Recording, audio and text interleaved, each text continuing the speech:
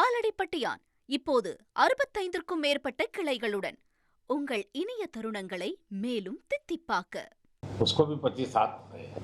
Excellency मैं मानता हूं कि ये जो 2001 में आपने जो भूमिका अदा की, एक विजनरी लीडर कैसे सोचता है, कहां से शुरू करता है और संबंधों को कहां तक पहुंचा सकता है, इसका एक उत्तम उदाहरण भारत रशिया के संबंध है। एक्सेलेंसी, यूक्रेन के संकट के बाद हमारी लगातार चर्चा होती रही है। आपने भी समय समय पर एक सच्चे मित्र के रूप में हमें सभी चीजों से अवगत कराया है। मैं समझता हूं कि ये विश्वास बहुत बड़ी ताकत है और आपको मैंने अनेक बार इस विषय की चर्चा भी की है और विश्व समक्ष भी मैंने रखा है कि विश्व का कल्याण शांति के मार्ग पर ही है। हम सबको मिलकर के शांति के रास्ते तलाशने चाहिए और पिछले दिनों जो प्रयास चल रहे हैं, मुझे पूरा विश्वास है कि विश्व फिर से एक बार शांति की दिशा में लौटेगा। एक्सेलेंसी, पिछले दिनों विश्व समुदाय के सभी नेताओं से जब भी मेरी बात हुई और उन्होंने जब विस्तार से मेरे चर्चा की, मैंने हमेशा कहा है कि भारत न्यूट्रल नहीं है, भारत का पक्ष है और वो पक्ष शांति का है। हम शांति के हर प्रयासों का समर्थन करते हैं और हम शांति के हर प्रयासों के साथ कंधे से कंधा मिला करके खड़े हैं। पूरे विश्व ने कोविड से लेकर के अब तक कई संकटों से गुजरा है। हम आशा करते हैं कि बहुत ही जल्द विश्व को चिंताओं से मुक्ति मिलेगी और एक सही दिशा में प्रगति के राह पर विश्व समुदाय को एक नई आशा पैदा होगी। एक्सेलेंसी, मुझे पूरा भरोसा है कि आज दिन भर हम अनेक विषयों पर चर्चा करने वाले हैं।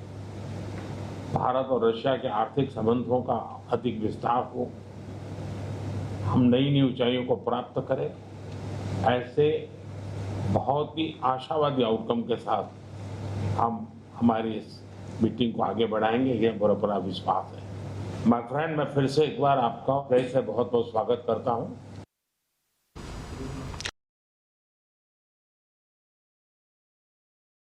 தரப்புல இருந்து ஒரு அமைதியை விரும்பக்கூடிய ஒரு தகவலை பிரதமர் சொல்லிட்டு இருக்கிறத பார்க்க முடிகிறது. அதே நேரத்தில் புத்தினும் இந்த யுக்ரைனில் அமைதி நிலவுவதற்காக இந்தியா மேற்கொண்ட முயற்சிகளை பாராட்டினதாகவும் நமக்கு தகவல்கள் வந்திருக்கு. இப்போ இவர் பேசினதுமே கூட கடந்த 25 ஆண்டுகளாக இரு நாடுகளுக்கும் இடையேயான உறவு எந்த அளவுக்கு வலுவடைஞ்சிருக்கு, எந்த அளவுக்கு முக்கியத்துவம் பெற்றிருக்கு அப்படின்றதையும் விவரித்து பேசினார் பிரதமர் நரேந்திர மோடி. தொடர்ந்து ஆரம்பத்திலிருந்தே இவர் வலியுறுத்தக்கூடிய ஒவ்வொரு சந்தர்ப்பத்திலையும் அவங்க நேராக சந்திச்சுக்கிட்டாலும் சரி, டெலிஃபோனிக் கான்வர்சேஷனாக இருந்தாலும் சரி, இந்த மாதிரி சம்மிட்டில் அவங்க பேசும்போதும் சரி, ரஷ்யா யுக்ரைன் போர் அப்படிங்கிறது வந்து நிறுத்தணும் அப்படிங்கிற அமைதியை நோக்கி போகக்கூடிய ஒரு விஷயமாக தான் இருக்கணுங்கிறத தொடர்ந்து இந்தியா வலியுறுத்திட்டு வருது. இப்பயுமே தன்னுடைய அந்த பேச்சுடைய முதல் விஷயமாகவே பிரதமர் மோடி குறிப்பிடுறது வந்து அமைதிக்கான ஒரு விஷயமாக தான் இந்த இது இருக்கணும். ரஷ்யா யுக்ரைன் போர் அப்படிங்கிறது வெகு சீக்கிரத்தில் முடியணும் அப்படிங்கிறது தான் உலக நாடுகளுடைய எதிர்பார்ப்பு. அதே தான் பிரதமர் மோடி அவர்களும் வலியுறுத்தி இருக்கிறாருங்கிறதே நம்மளால் பார்க்க முடியுது. அந்த அறையே அவங்க அத்தனை பேரும் அமர்ந்திருக்கக்கூடிய அறையை வந்து ஒரு டிப்ளமசி வேர்ல்ட் டிப்ளமசியில் வந்து எவ்வளோ ஒரு முக்கியமான தருணம் அப்படின்றது காட்டுது. இதே மாதிரியான காட்சிகளை நம்ம ஓவல் ஆஃபீஸ்லேயும் நம்ம பார்த்தோம் இல்லைங்களா? அது ஒரு சர்க்கஸ் மாதிரி கொண்டு போக ஆரம்பிச்சிட்டாங்க ஒரு கட்டத்தில். ஜெலன்ஸ்கி போன போதெல்லாம் எந்த மாதிரியான காட்சிகள் அரங்கேறினது நமக்கு ஞாபகம். ஒரு பக்கம் ஜெரி வான்ஸ் பேசினது, அதை வந்து என்டோஸ் பண்ணுற மாதிரி ட்ரம்ப் பேசினது, இதெல்லாமே கொஞ்சம் சர்வதேச நாடுகள் பார்க்கும்போது நிறைய பேருக்கு ஒரு பெரிய அதிர்ச்சி தான் இருந்தது, ஒரு சங்கடத்தை கொடுத்தது. அந்த காட்சி அப்படி இங்கே பார்க்கும்போது ரொம்ப பாசிட்டிவான ஒரு ரெஸ்பெக்ட் இருக்கிறத இரண்டு நாடுகளும் என்ன சொல்றது, பெரிய யார் பெரியவன் யார் சிறியவன் அப்படின்ற ஒரு பாகுபாடு இல்லாம ஒரு மியூச்சுவல் ரெஸ்பெக்ட் வெளிப்படுத்தக்கூடிய நாடா நம்ம பார்த்துட்டு இருக்கோம். தொடர்ந்து காட்சிகளை значимые инвестиционные проекты, которые Индия может осуществлять на территории России, а также российские компании могут выходить на рынок Индии. Мы призываем большое количество российских компаний значимо увеличивать свои обороты, свои доходы за счет выхода именно на индийский рынок. Которая позволяет так индийским компаниям выходить на российский рынок, так и российским компаниям. ரைட், தொடர்ந்து இன்னும் கொஞ்ச நேரத்தில் அந்த பேச்சுவார்த்தை அப்படிங்கிறது துவங்கும் அப்படின்னு எதிர்பார்க்கலாம். இப்போ நம்ம பார்க்கக்கூடிய காட்சி ஹைதராபாத் இல்லத்தில், டெல்லியில் அமைஞ்சிருக்கக்கூடிய ஹைதராபாத் இல்லத்தில் இந்த பேச்சு அப்படிங்கிறது நடந்துக்கிட்டு வரக்கூடிய சூழலில் நிறைய டீல்ஸ்லாம் சைன் ஆக போகுது. என்னென்ன டீல்ஸ் அப்படிங்கிறத நம்ம தொடர்ந்து நேரில் அசியூம் பண்ணிக்கிட்டு இருக்கோம். இதெல்லாம் கேட்கணும்னு இந்த நிலையில் அந்த காட்சிகளை நம்ம மீண்டும் ஒரு முறை பார்க்கலாம். और संबंधों को कहां तक पहुंचा सकता है, इसका एक उत्तम उदाहरण भारत रशिया के संबंध है। एक्सेलेंसी, यूक्रेन के संकट के बाद हमारी लगातार चर्चा होती रही है। आपने भी समय समय पर एक सच्चे मित्र के रूप में हमें सभी चीजों से अवगत कराया। मैं समझता हूं कि विश्वास बहुत बड़ी ताकत है और आपको நாம் முதல் முறையாக சந்தித்து 25 ஆண்டுகள் ஆகிறது. இந்த 25 ஆண்டுகளில் நாம் பல முறை நேரில் சந்தித்து பேசியிருக்கிறோம். அந்த சந்திப்புகளின் போது பல முறை பல விஷயங்கள் குறித்தும் நாம் உரையாடி இருக்கிறோம். शांति के रास्ते तलाशने चाहिए और पिछले दिनों जो प्रयास चल रहे हैं, मुझे पूरा विश्वास है कि विश्व फिर से एक बार शांति की दिशा में लौटेगा। एक्सेलेंसी, पिछले दिनों विश्व समुदाय के सभी नेताओं से जब भी मेरी बात हुई, இது போருக்கான யுகம் அல்ல. நாம் அமைதி பாதையில் பயணித்தால் மட்டுமே இந்த உலகம் பயனடையும். भारत का पक्ष है எனவே और वो पक्ष शांति का है। அமைதியை ஆதரிக்கிறோம். शांति के हर प्रयासों का समर्थन करते हैं और हम शांति के हर प्रयासों के साथ कंधे से அதனை செய்வதற்கு இந்தியா தயாராக இருக்கிறது. कोविड से लेकर के अब तक कई संकटों से गुजरा है। हम आशा करते हैं कि ரஷ்யா बहुत ही உக்ரைன் जल्द விவகாரத்தை பொறுத்தவரை இந்தியா ஒருபோதும் நடுநிலை வகிக்கவில்லை. மாறாக அமைதியின் பக்கம்தான் இந்தியா எப்போதும் இருந்து வருகிறது. विश्व समुदाय को एक नई आशा पैदा होगी। एक्सेलेंसी, मुझे पूरा भरोसा है आज दिन भर हम अनेक विषयों पर चर्चा करने वाले हैं।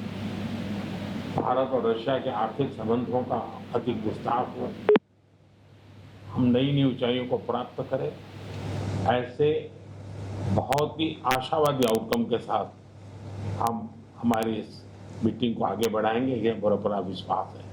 माय फ्रेंड, मैं फिर से एक बार आपका फिर से बहुत बहुत स्वागत करता हूँ।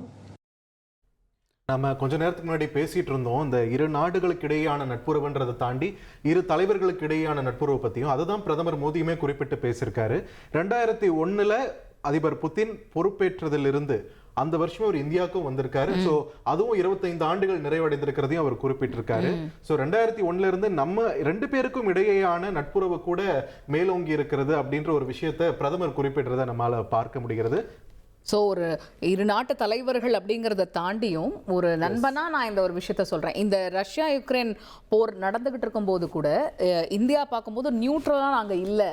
நாங்கள் இது போர் வேண்டாங்கிற ஒரு இதில் அமைதிய பக்கம் தான் நாங்கள் இருந்திருக்கிறோமே தவிர நியூட்ரலாக நம்ம இல்லை. ஆனால் நாங்கள் அதே தான் இப்பயும் தொடர்ந்து வலியுறுத்துகிறோம். இது போருக்கான யுகம் கிடையாது, இது வளர்ச்சிக்கான ஒரு யுகம். நம்ம வளர்ச்சியை நோக்கி தான் நம்ம பயணப்படணும் அப்படின்னு இருக்கிறாங்க.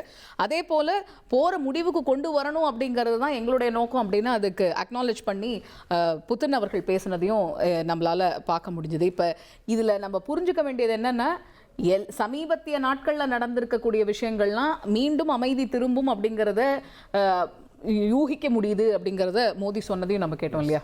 அண்ட் ஆல்சோ யுக்ரைனோடனான யுத்தம் கொஞ்சம் தீவிரமடைஞ்ச காலகட்டத்தில் நம்முடைய மாணவர்கள் வெளியில் வரதுக்கான ஒரு சின்ன பிரேக் கிடைச்சது இல்லையா. அது இரு நாடுகளுக்கு இடையே உறவு அப்படின்றதையும் தாண்டி இரு தலைவர்களுக்கு இடையான நட்புறவும் அதில் ஒரு முக்கிய பங்காற்றி இருக்கிறது அப்படின்றத மீண்டும் ஒரு முறை பிரதமரோட இந்த ஸ்டேட்மெண்ட் அப்படிங்கிறத நம்ம புரிஞ்சுக்க வேண்டியதா இருக்கு. பார்ப்போம். எல்லாருமே இதுக்கு தான் முன்னெடுக்கிறாங்க.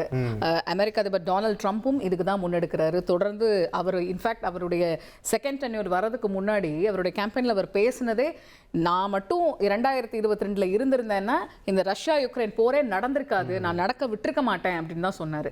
அதே போல் நான் இப்போ திரும்ப ஆஃபீஸ் வந்த உடனே நான் பண்ணக்கூடிய வேலை ரஷ்யா யுக்ரைன் போரை நிறுத்துறது தான் அப்படின்னு அப்போ அவருடைய கேம்பெயின் ஸ்பீச்சில் ரஷ்யா யுக்ரைன் விஷயம் பெருசாக இருந்தது. பட் அவரால் இப்போ வரைக்கும் சக்சீட் ஆக முடியல.